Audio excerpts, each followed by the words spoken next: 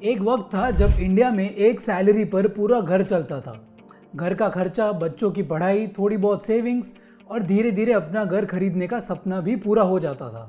आज किसी भी बड़े शहर में चले जाइए, हस्बैंड और वाइफ दोनों काम करते हैं। हाउस होल्ड इनकम पहले से काफ़ी ज़्यादा है, फिर भी हर महीने एक ही बात सुनने को मिलती है, सैलरी आती है और पता नहीं कहाँ चली जाती है।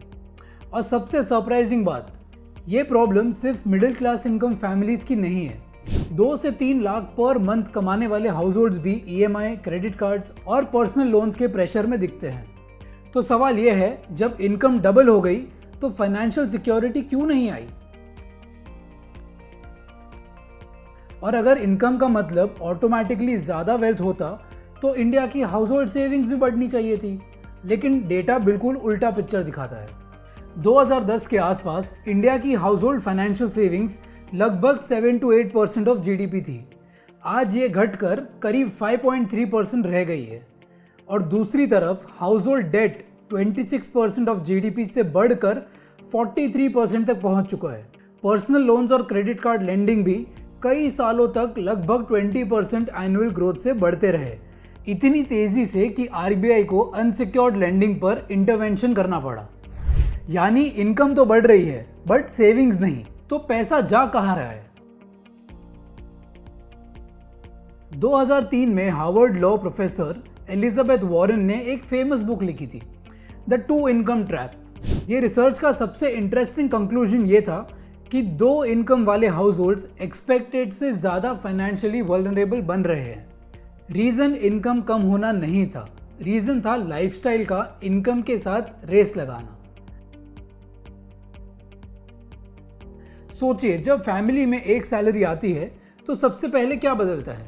आप अच्छे स्कूल अफोर्ड कर सकते हैं, प्रीमियम सोसाइटी में घर देख सकते हैं, बड़ी कार लेने का कॉन्फिडेंस आ जाता है और इसमें कुछ भी गलत नहीं है। लेकिन प्रॉब्लम तब शुरू होती है जब हर डुअल फैमिली इनकम एक ही चीज चाहती है। अच्छे स्कूल्स की सीट लिमिटेड है, प्राइम लोकेशंस लिमिटेड है और क्वालिटी हाउसिंग भी लिमिटेड है। तो रिजल्ट, प्राइस और फीस दोनों एक्सपेंसिव हो जाता है। वैसे आज कई अर्बन कपल्स 1.5 से 3 लाख महीना कमा रहे हैं। कई केसेस में उनकी मंथली इनकम उतनी है जितनी उनके पेरेंट्स की पूरे साल की सैलरी हुआ करती थी।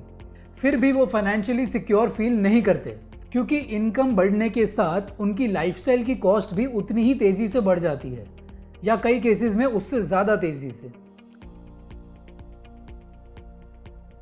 यहाँ एक और प्रॉब्लम शुरू होती है। आज कई फैमिलीज की पूरी लाइफस्टाइल दोनों सैलरीज पर डिपेंड करती है।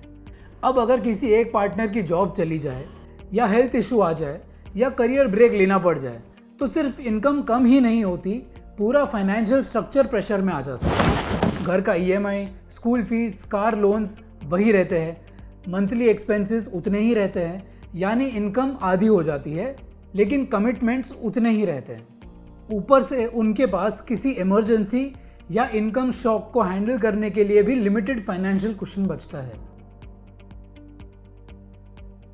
इसका मतलब ये बिल्कुल नहीं है कि घर में सिर्फ एक ही इंसान को काम करना चाहिए। 2 इनकम होना एक ब्लेसिंग है, बस उसका सही इस्तेमाल बहुत ज़रूरी है। अगर पॉसिबल हो तो अपनी रेगुलर लाइफस्टाइल को एक इनकम के पास डिज़ाइन कीजिए और दूसरी इनकम को emergency fund, long term investments और रिटायरमेंट कॉर्पस बनाने में लगाइए। इसका सबसे बड़ा बेनिफिट सिर्फ वेल्थ क्रिएशन नहीं है, बल्कि फाइनेंशियल फ्लेक्सिबिलिटी है। करियर ब्रेक लेना हो, बिजनेस शुरू करना हो या किसी इमरजेंसी को हैंडल करना हो, तब डिसीजंस मजबूरी से नहीं, अपनी मर्जी से लिए जा सकते हैं। फाइनेंशियल फ्रीडम सिर्फ ज़्यादा कमाने से नहीं होता, वो तब आती है जब आप अपनी कमिटमेंट्स को इनकम से धीरे बढ़ाते हैं। आप इन्फ्लेशन, प्रॉपर्टी प्राइसेस या स्कूल फीस कंट्रोल नहीं कर सकते, लेकिन अपनी लाइफस्टाइल एक्सपेक्टेशन जरूर कंट्रोल कर सकते हैं।